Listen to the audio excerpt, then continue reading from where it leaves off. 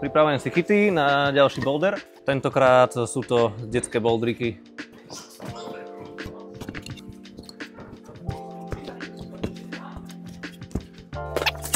Povedzme, že teda idete stavať nejakú cestu, nejaké bouldriky pre deti, napríklad doma na vašu domácu stienku. Tak teda začneme tým výberom tých správnych chytov. Ja som si tu najprv vytriedil chyty na dva samostatné bouldre. Povedal som si, že tieto chyty, ktoré takto pekne tvarovo k sebe sedia, tak tie budú na jeden boulder a tieto kostičky, tie budú na druhý boulder. Týmto vlastne sa snažíme aj na ten vizuál troška myslieť pri tej tvorbe.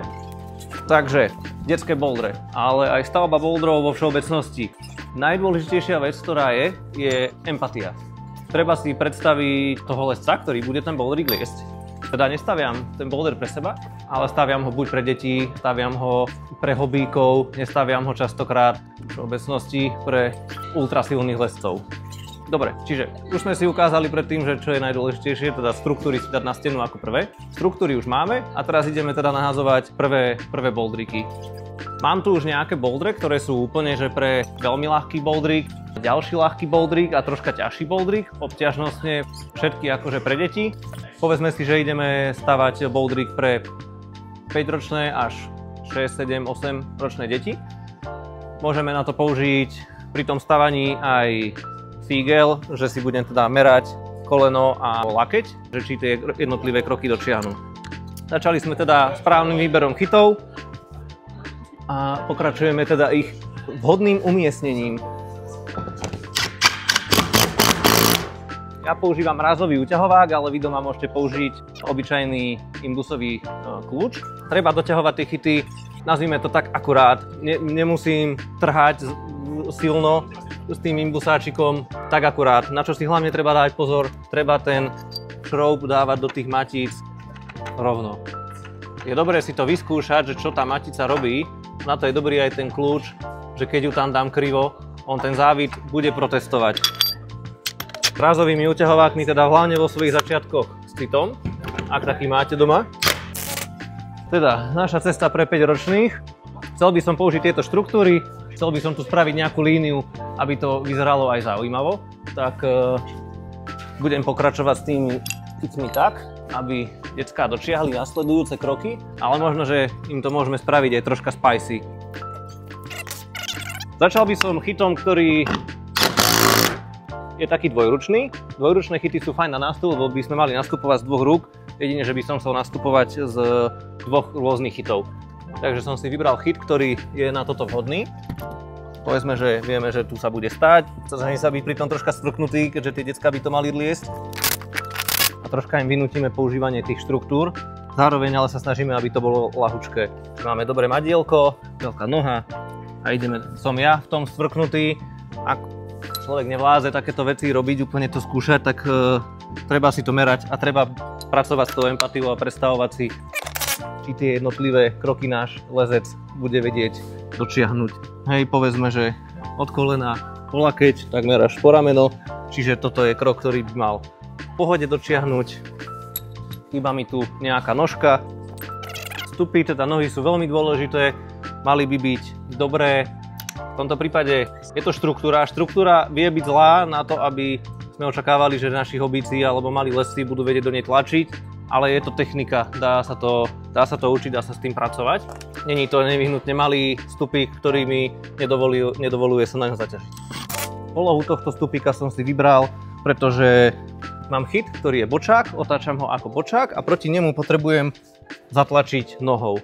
Preto nemôžem mať takto otočený chyt a dať ďalšiu nohu sem, pretože by tie síly v tom lezení sa nehrali spolu navzájom. Dúfam zrozumiteľne povedané. Čiže je veľkou výhodou, keď človek vie troška liesť a k tomu robí ten root setting, ale dá sa na to pozerať ako na nejaký súbor troška zo pár takých pravidiel, kde nebudeme robiť len rebríkoidné cesty a rebríkoidné pohyby, ale tie princípy sú rovnaké. Čiže keď mám rebrík, kde idem takto, tak mám oproti nemu nohu. Takže to isté sa deje tu, kde mám bočák a oproti nemu mám nohu. Pokračujeme ďalším krokom, teda vidím, že máme vysokú nohu.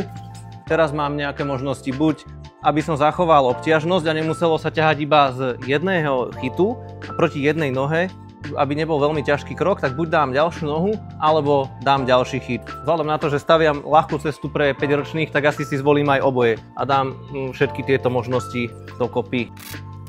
Trošku sa mi nepáči tvarovo tento chyt. Je dobré teda si to stále troška skúšať a teda predstavovať si toho našeho lesca v tom. Záleží, ako kreatívne tie bouldre chcete mať.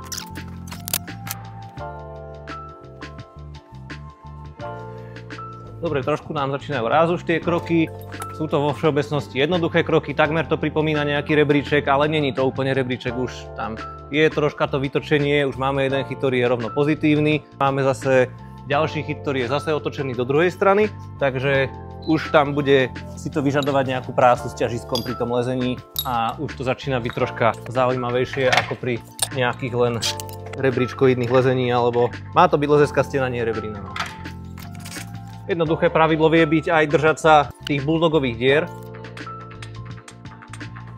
Kde sme to boli? Teda prichádzame k horným krokom, môžeme si dať troška empatický throwback na to, že či je to všetko v pohode a či nám nespadnú až po zem. Jasné, chcel som povedať o tom, že dobré pravidlo je aj vzdialenosť tých bulldogových dier, že keď teda staviame pre decká, ktoré majú 4, 5, 6 rokov, môžeme sa riadiť aj pravidlom, že nebudeme vynechávať viac ako jednu dieru od seba. Takže ideme, hej, ob jednu dieru, ob jednu dieru, ob jednu dieru, ob jednu dieru. Tuto ideme ob 1,5 diery. Už to není to 2 diery, 1,5, ale vyhodnocujem to tak, že je to troška už neskôr v tom bouldriku a lepšie decká zabojujú.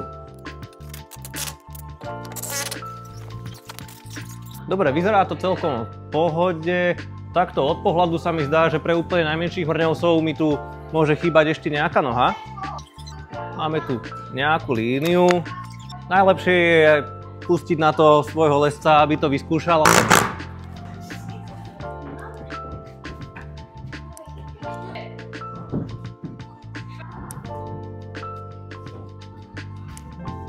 Díky za sledovanie, sledujte nás na našich sociálnych sieťach. Ešte raz díky.